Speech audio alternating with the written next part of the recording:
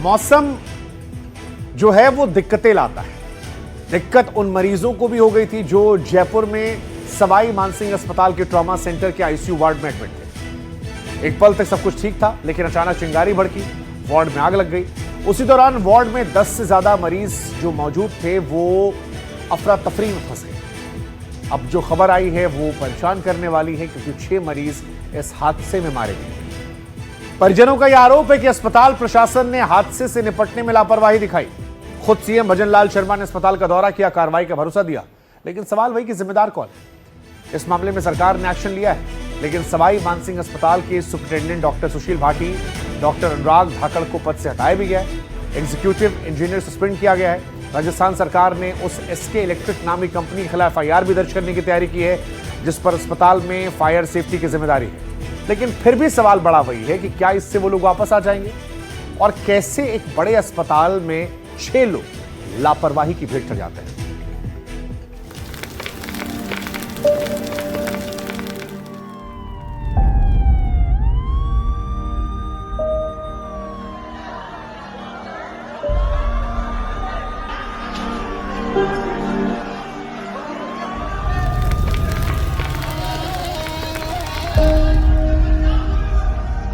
भगवान ऐसा दिन किसी को ना दिखाए। बड़ी उम्मीदों से अपनों को अस्पताल लेकर आए थे, सोचा था ठीक हो जाएंगे। दोबारा जिंदगी की डोर थामेंगे। ढाढ़स बना रहे थे, चिंता मत करना मां, चिंता मत करना मौसी, परेशान मत होना बहन, मैं हूं ना, सब ठीक हो जाएगा। लेकिन किसे पता था जयपुर के जिस सबसे बड़े सरकारी अस्पताल में जिंदगी की आस लेकर आए थे, उसी में हुआ दर्दनाक हादसा इनकी जान ले लेगा। कहते हैं भगवान गरीब इंसान की सबसे ज्यादा परीक्षा लेता है। कोई बीमार हो जाए तो सहारा सरकारी अस्पताल होता है, लेकिन इनकी चीखें, इनका रोना सुनेंगे तो कलेजा मुंह को आ जाएगा। सवाई मानसिंह अस्पताल के आईसीयू वार्ड में इनकी मां भर्ती थी। रात को वार्ड में आग लगी, धुआं उठने लगा। आरोप है कि मां को निकालने तक नहीं दिया गया, गेट बंद कर दिया, शीशा लॉक कर दिया। पिता चिल्लाते रह गए, देखो तुम्हारी मां चल गई। मेरी मम्मी का भी कोई पता नहीं है, नहीं बता रहे। आईसी रूम को गेट तो लगा ही दिया। मेरे पापा ने कह रहे तेरी भैया चल गई।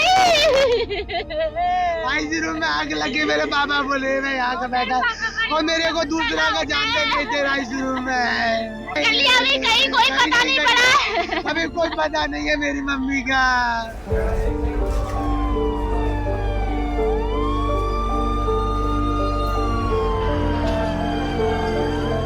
शेरू सिंह भी उन बदनसीब में से हैं जिनकी मां अस्पताल के आईसीयू वार्ड में दाखिल थी, लेकिन बकौल परिवार किसी ने कोई मदद नहीं की। मां को बचाने की जिम्मेदारी जिन स्टाफ पर थी, गार्ड्स पर थी, वो अपनी जान बचाकर भाग निकली। मां इंतजार करती रही, तड़प तड़प कर मौत हो गई। हम गए सीधा वार्ड बॉय के पास, उनको बोला कि भाई इनको देखो धुआं निकलने लग रहा है, लेकिन एक बार में किसी ने नहीं सुनी।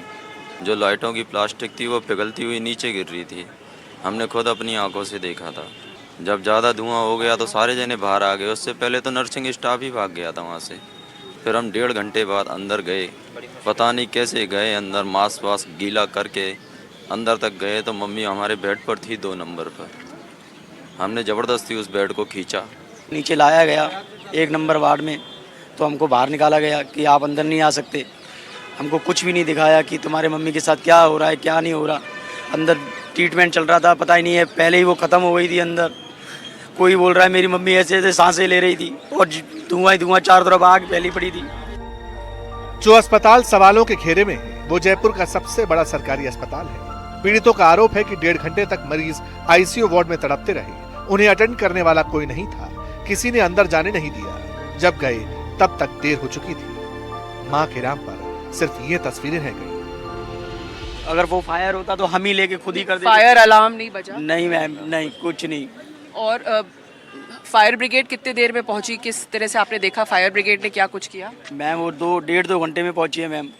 आके डायरेक्ट वहाँ लगी है पीछे खिड़की के पास, और हमको भी नहीं जाने दिया। हमने बोला हमारी माँ ना पीछे है, ना आगे है, ना बाहर है, ना सड़क पे है, हमको जाने दो प्लीज़, हमको जाने दो। ये हमारी जेब भी फाड़ दी गई, हाथापाई की गई हमसे कि आप अंदर नहीं जा सकते। अस्पताल के लोग दर्द का इलाज ढूंढने आते हैं। अपनों को इसलिए लाते हैं क्योंकि डॉक्टर में भगवान और अस्पताल में ईश्वर का घर दिखता है। लेकिन नरेंद्र को क्या पता था कि वो अपनी मां को ऐसे सिस्टम के भरोसे लेकर आया जिससे खुद इलाज की जरूरत, जहां हादसा होने पर किसी तरह का कोई सुरक्षा इंतजाम नहीं था। नतीजा, एक और परिवार उजड़ गया, हादसे की भेंट चढ़ गया। सिर में चोट लगा था, मैं अब होश में थी। आज खूब आज छुट्टी कंडे की भी थी, बोल लेते हैं। ये रात को हो गए 11:30 बजे, तो बीच में तो आग लग गई इसमें। आज मैं खाना खाने आ गया था, मैं 11:30 बजे, जब मेरे तुरंत बुलाने आए हम तक तो आग लग गई। मैं घुसूँ तो इसमें केवाल लग रहे, कोई नहीं था, आग लग गई थी। मैडम क्या करें बताओ, मम्मी खत्म हो गई, बताओ हमारी कोई सुनवाई नहीं दे रहा अब तक, कोई नहीं है, बताओ क्या करें यहाँ पे। बॉडी मिला है आपको? कोई नहीं मिला, बॉडी कहाँ चोरी है, अब तक शकल भी नहीं देखा मेरी मम्मी का मैंने, अब तक कोई शकल भी नहीं देखा मैंने, बताओ। रमाकांत अपनी मौसी सर्वेश को आगरा से लेकर आए थे, वो भी आईसीयू में दाखिल। अफरा तफरी के आलम में मदद को कोई हाथ आगे नहीं आया।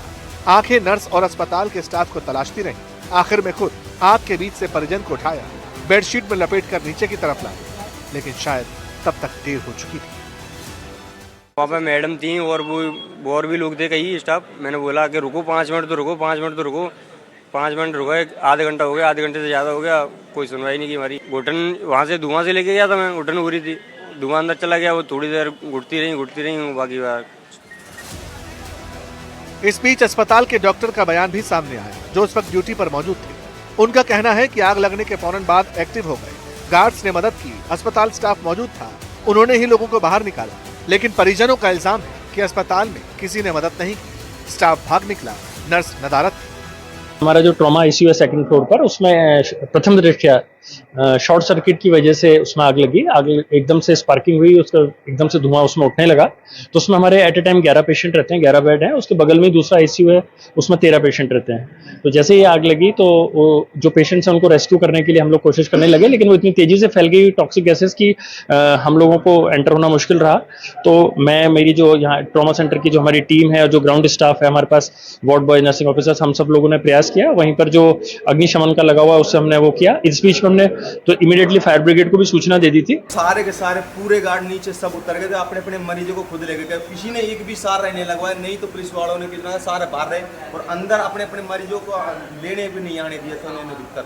पर आज हमने बोला था कि दूसरी मशीन लगवा दो, वही मशीन का कोई नहीं करने चल रहा। आरोप सिर्फ इतना भर नहीं है, कहा यह भी गया कि जब शॉर्ट सर्किट हुआ उसके बाद कोई भी सिस्टम एक्टिव नहीं था। सेफ्टी इंस्ट्रूमेंट्स के नाम पर कोई सिस्टम दुरुस्त नहीं था। जब दूसरे माले पर बना आईसीयू का वार्ड धुआं हो गया, तब कोई फायर एक्सटिंग्विशर काम नहीं कर रहा था। उनका कहना है काम करता भी तो कैसे, सब खाली थे, गैस थी ही नहीं। 2-2, 3-3 एक बाहर भी लगे हुए हैं, लेकिन उनमें से कोई नहीं चला, सारे खाली थे। वो फायर एक्सटिंग्विशर जो भरा होता तो भारी लगता ना, वो बिल्कुल हल्का था, उठाकर कैसे ही फेंक देते। यदि थोड़ा बहुत भी बचा होगा ना तो पूरा तो उठ नहीं सकता वो। अभी भी थोड़ा बहुत होगा तो उसमें थोड़ा बहुत आएगा ना, उसमें है ही नहीं कुछ भी, आप जाके चेक कर लो। हाँ, तो नहीं चल रहा था, खाली था वो, उसमें एक बूंद भी नहीं है, थोड़ी सी एक सुखार भी नहीं है बाहर। दर्द की इस घड़ी में जब परिवारों के साथ अपनों को खो चुके लोगों के साथ खड़ा होना चाहिए, तो इस तरह का व्यवहार उचित नहीं ठहराया जा सकता। इस बीच आपको उन पुलिसकर्मी का भी बयान सुनना चाहिए जो मौके पर मौजूद थे। इन्होंने भी कहा कि गेट लॉक था, स्टाफ मौजूद नहीं था, अंदर खुद गए, मरीजों को बचाना शुरू कर दिया। हॉस्पिटल का स्टाफ था, फिर अफरा तफरी में कोई रो रहा, कोई बिल्ला रहा था परिजन, तो चीख पुकार हो रही थी। तो मैं कंटिन्यू फोन कर करके फिर मैं अंदर घुसा, एक शीशा फोड़ के गेट का, हाँ नीचे का गेट का। फिर नीचे खोल कर देखा तो उसमें ड्रैगन लाइट से कुछ आदमी दिखाई दिए। फिर उनको एक निकाला, फिर 2 निकाला, फिर 3 निकाला। इस तरीके से फायर वाड़े से गेट लगा दिया था। ये सब जैसे कोई घुसने की कोशिश करी तो गेट आ जाता था, टूट गया था गेट में चढ़ने के चक्कर में। ये वो लोग हैं जो दर्दनाक हादसे के वक्त वहां मौजूद थे। अब नेताओं का दौर जारी है, सब लोग ढाढ़स बंधा रहे हैं, बंधाना भी चाहिए, लेकिन सवाल सिस्टम को लेकर है। अगर वो दुरुस्त होता तो कई लोगों की जान बच सकती थी।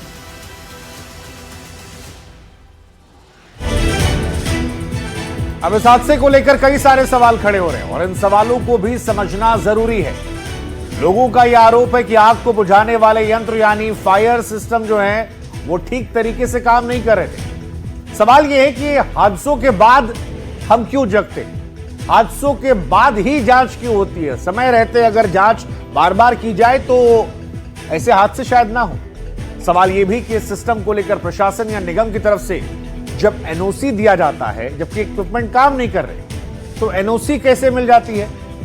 वो कौन लोग हैं जो एनओसी देते हैं? जिस हिस्से में आग लगी वो ट्रॉमा सेंटर नया बना है, लेकिन पहले भी शिकायतें आई कि वहां का फायर फाइटिंग सिस्टम जो है वो कायदे से काम नहीं कर रहा। और अगर शिकायत आई तो उसको लेकर क्या किया गया? क्योंकि 6 जिंदगियां गई हैं साहब, ये बड़ी बात है। अस्पताल में आग की रोकथाम के लिए एक ऑटोमेटिक व्यवस्था होती है, लेकिन मरीजों के परिजनों के मुताबिक इस हादसे के दौरान ना तो फायर अलार्म बजा, ना पानी की बौछारें निकली। किसी ने अगर निकली तो ये सब देखा नहीं।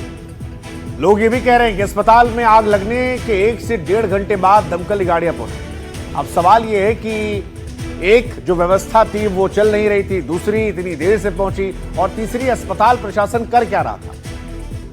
पहले फोन कॉल क्या किया नहीं गया, किया गया तो क्या व्यवस्था नहीं पहुंची, स्टाफ क्या कर रहा था? सबसे बड़ी बात यह कि अस्पताल का जो ये वार्ड है ये नया वार्ड बना, तो फिर शॉर्ट सर्किट की वजह क्या है? फायरिंग सिस्टम की क्वालिटी खराब थी या नए वार्ड में पुरानी तार लगा दी गई थी जिससे सर्किट हुआ? अस्पताल में हर साल आग लगने के हालात को लेकर मॉक ड्रिल होनी चाहिए, और सवाल यह है कि क्या सवाई मानसिंह अस्पताल में मॉक ड्रिल नियमित तौर पर हो रही थी? आग लगने की सूरत में अस्पताल के स्टाफ नर्सों पर गंभीर आरोप लगे हैं। सवाल यह भी कि क्या अस्पताल में स्टाफ और दूसरे मेंबर्स में कोऑर्डिनेशन की कमी थी? आखिर कितना स्टाफ हादसे के वक्त मौजूद था? उन्होंने मरीजों को बचाने के लिए, बाहर निकालने के लिए किया क्या?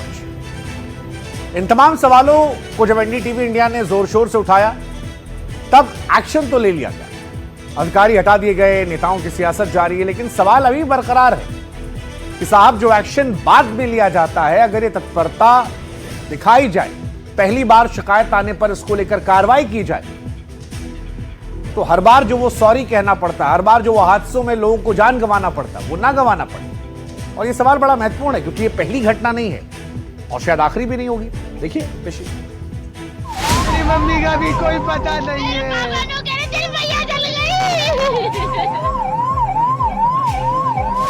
पूरी लापरवाही है, नेग्लिजेंसी है, मॉनिटरिंग हो नहीं रही, कोई लोग देखने वाला नहीं है। मुख्यमंत्री जी दिल्ली दौरों में व्यस्त हैं, प्रधानमंत्री जी का जन्मदिन मनाने के लिए 15 दिन का पखवाड़ा चल रहा है। प्रधानमंत्री जी का जन्मदिन जरूरी है कि यहाँ लोगों की जान जरूरी है? जानकारी जुटाई है, उसमें कार्रवाई भी कर रहे हैं। हमने यही कहा है, पहली प्राथमिकता है कि जो हैं उनके जीवन सुरक्षित रहे, उचित इलाज हो, भविष्य में ऐसी घटना नहीं हो। निश्चित रूप से लापरवाही की वजह से हुई है। हॉस्पिटल के अंदर, आईसीयू के अंदर इस प्रकार के मिसमैनेजमेंट हो रहे हैं और लोगों की जानें जा रही हैं, तो बहुत गंभीर मसला है। और मुझे लग रहा है कि इस पर सिर्फ इसको एक हादसा बता के टालना नहीं चाहिए, इसकी तह तक जाना पड़ेगा। कारणों की जांच के लिए कमेटी बनाई है माननीय मुख्यमंत्री जी, और हमारे बात की चिंता जाहिर करें, उन्हें परिजनों की चिंता है। हमारी सरकार हर संभव सहायता करेगी। न्याय मिले, मर गए उनकी लाशें कहाँ है? बॉडी को ढूंढ रहे हैं लोग, ऐसा आज तक कभी नहीं हुआ है। बॉडी को ढूंढना पड़े, ये तो कहो भाई कि आप निश्चिंत रहो, हम खुद लगे हुए, हम चिंतित हैं। एक टीम भी गठित हुई है जो इस पूरे हादसे का इन्वेस्टिगेट करेगी। और इसके पीछे क्या कारण रहे, उन पे पूरा अच्छी तरह से इसकी तहकीकात होगी।